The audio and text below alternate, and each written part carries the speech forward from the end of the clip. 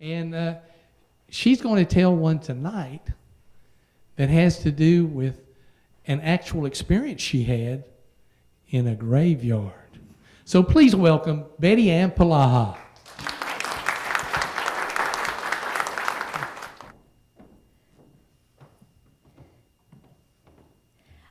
I'm all right now. I'm okay. I haven't had a nightmare in a couple of months.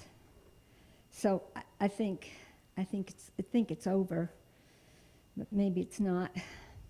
You see, last fall, I was just talking to a friend, and I said, I'm going up to Northampton, Pennsylvania for a wedding, and she said, I have to get up there one of these days too. And I wondered because, see, I knew that her grandparents in the early 1900s had come over here from Europe as immigrants to work in the cement plant that was up there in Northampton, same as my grandparents. But her mother, when she grew up and got married, she moved out of state. And then her mother had my friend and her sister, and then she died. Her father remarried, and my friend lost complete contact with anybody in her mother's family. And so I wondered why she wanted to go there. And she said, well, my sister and I, we're doing some genealogy, and we found my grandmother and my grandfather and most of my aunts and uncles. You did? Well, they're all dead, of course. But there's this app on your phone. If you type in the name of a cemetery, and then you type in the person you're looking for, if they're buried there, you get their picture. Well, not their picture, the picture of their tombstone and all the pertinent information. Oh, I'm going to try that. She said, now look at this picture we found, this tombstone. It was the prettiest tombstone I'd ever seen in my whole life. The base was like a 2-foot cube with an inscription on the front, and then there was a statue about 2.5 feet. It was an angel, not a Christmas angel, not one of those white angels with big wings and a halo and their hands are folded. This was a Valentine's angel, you know, a Cupid, but this one had clothes on. It had a cute little skirt. It was gathered at the waist in a cummerbund with some posies stuck in it. Around her neck, she had some lace, and she had puffy little sleeves with lace too. Her hair was French braided. Her eyes were cast down, but she had little flowers in her hair. And she had wings, but they were cute little wings. And her hands, well, her hand was like reaching out like to shake your hand or say hello or something. And the only thing that marred the statue was her hand was missing, right at the wrist, like a clean break. That was a shame. I read the inscription down at the bottom on the base, and it said, Anna Shemanek, born April 11th, 1901, died June 24th, 1904. Oh, I said, she was a little girl. She was only 3. And my friend said, that's right. And we think she has to be my mother's sister. But nobody ever told us about her. And we're wondering now whether this tombstone, this little angel, is near my grandparents' graves, because that would mean for sure she was their daughter. I want to go up there and I want to take a picture of where it's at. I want to see. And that's when I did, you know, that thing that I do that I'm never going to do again after this, is I butted in her business. And I said, I'm going up there. I'll have time. I'll run over to the cemetery, take a picture for you. It won't take but a minute. She said, would you do that for me? I said, oh, sure, no problem.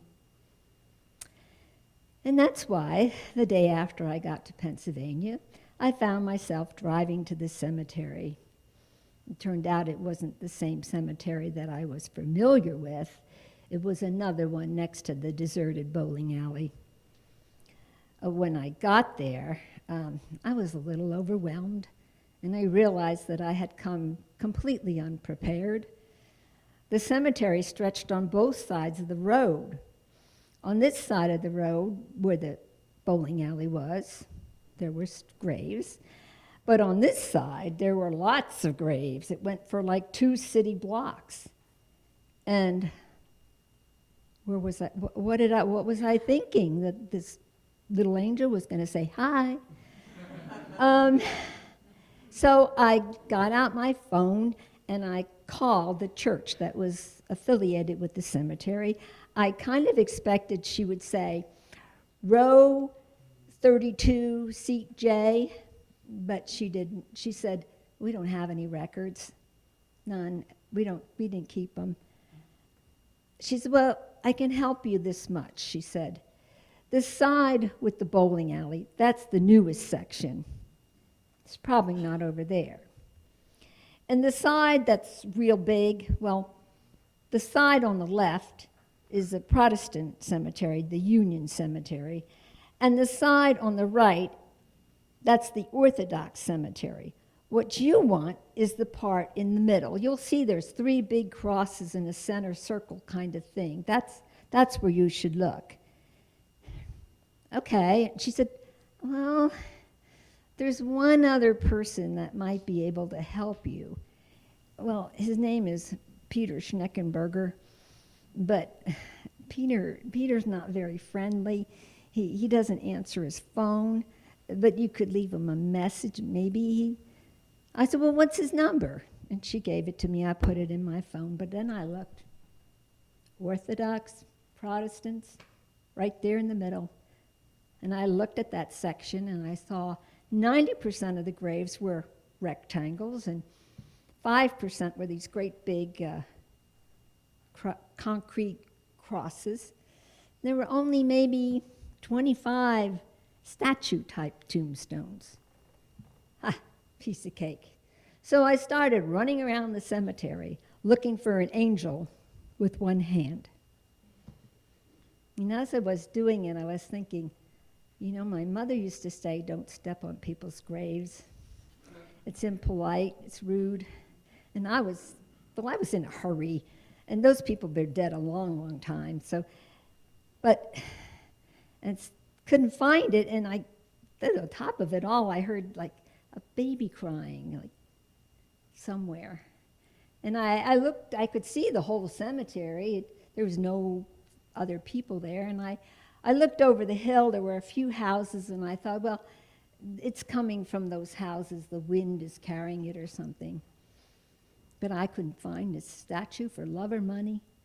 And I knew it was there. It was there in 2011. It said so on Find a Grave. I had to call this Peter Schneckenberger guy. I dialed his number. We don't answer the phone. What do you want? Leave a message. Boom. Well, I left a cryptic message. And I waited like 15, 20 minutes thinking he would hear the message and call me, but he didn't. And I thought, that's it. The old lady couldn't find the statue. It's there, but I don't know where it is. So I left and went home. I came back that night. I don't know how I got there or why I went, but the cemetery looked different. There were trees in the cemetery. They don't have trees in the middle of the cemetery. And the stones were like lopsided and broken, and they weren't in neat little rows anymore either. And the trees, they didn't have any leaves, but it was so dark. I got out my phone to try but it didn't work. And as I stepped, I could feel my feet crunching on the leaves. And when I stood still, I could hear things rustling in the leaves. And I didn't know why I was there, and then I heard it. Please find me. I want to go home. please find me. A child was in somewhere nearby. It was right, and it was in trouble, and I had to find it. Where? She was over there. It was the little girl from the tombstone. And I said, honey, just stay there. I'm coming. And I tried to get to her, but I kept tripping over the broken tombstones and scratching on whatever was on the ground. And as soon as I got over there, I couldn't find her. But please find me, please. I want to go home. He was over there. And I saw her, and I said, wait, no, just wait. I'm coming. And again, I tried to maneuver around those tombstones, and my knee was scratched, and I knew I reached down, and it was wet, and it was probably, honey, wait, I'm coming. But when I got there, she was gone, but she was over here. Please find me, please find me. I want to go home. Oh. And then she was right there, right in front of me. I said, honey, shh, I'm right here. I'm going to help you. Don't worry. Just here, take my hand. And she reached out, and her hand came off in my hand. It was bloody. It was laying there on the ground, and I woke up.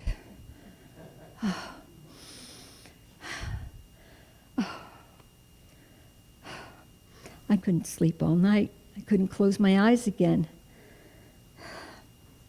And next morning, I'm sitting there over a cup of coffee, telling myself I ate too much lasagna and drank too much wine. I'm never going to do that again. Oh. And my phone rang. Hello? Are you the lady that's looking for the little angel? Well, I was. What do you want to know for? Well, a friend. I'm just doing some genealogy for a friend. Come to the cemetery at 6 o'clock tonight. Bang. I wasn't going. No way in hell was I going. But as the day went on, I heard, please find me. I want to go home. I saw that little girl again. I thought about it, and I came up with a plan. This time I was going to be scientific about it. I went to the cemetery at 5:30. You think a little pig or a little something did that in a story.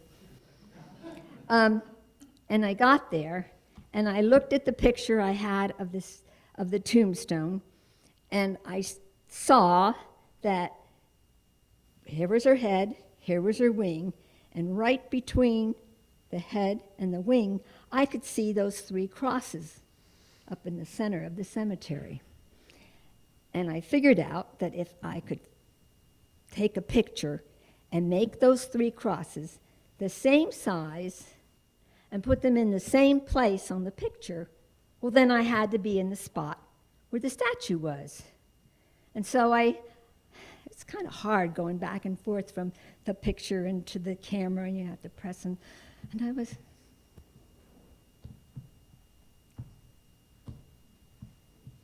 And as I was doing it,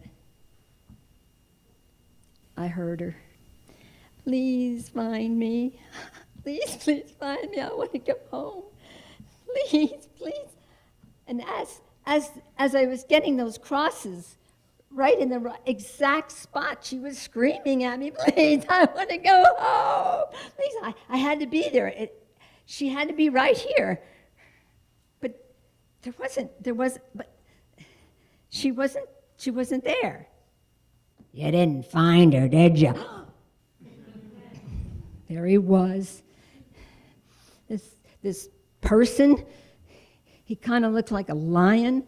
His hair was all frizzy. It stood out to here, and he had a beard, and it was like strawberry and gray mixed, and he had black beady eyes. I said, are you Peter? He goes, "You didn't find her, did ya?" I said, "No." "She's right behind you." No. I looked. I didn't want to turn my back on him. No, she's not there. I Just turn around and look down. Well, there was a 2-foot cube block with an inscription on it, and it said, Anna Shemenek, April 11th, 1901. But there's no statue. Somebody stole it a couple of years ago. I didn't even call the cops. You don't have to worry about it. She's not there anyway. Please find me. I want to go home. Please find me. I want to go home. You hear her, don't you? Yes, I do. Do you? I used to, but I don't hear her anymore. You know, I used to go by here and cut the grass, and I used to hear her crying.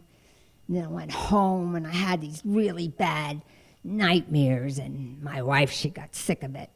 And she went to the newspaper, and she looked it up on some fish thing. I don't know what the hell. Anyway, she came home, and she told me that Anna Shemenek, when she was 3 years old, went missing from her backyard, and nobody ever found her.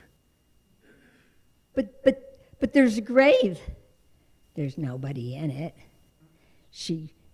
Her parents must have just put that there for, have something. I don't know what people do. But I hear her. She won't stop. He said, lady, calm down. I tell you, what you got to do is get in your car and get as far away from here as you can. And the further you go, the less you'll hear her. And the nightmares will go away eventually. Well, I took his advice. I got in my car. I drove like a bat out of hell. And it turned out that she couldn't cry loud enough for me to hear her here in Tennessee. And I said at the beginning that I haven't had a nightmare for a couple of months. But I have this problem, you see. I never told my friend what happened.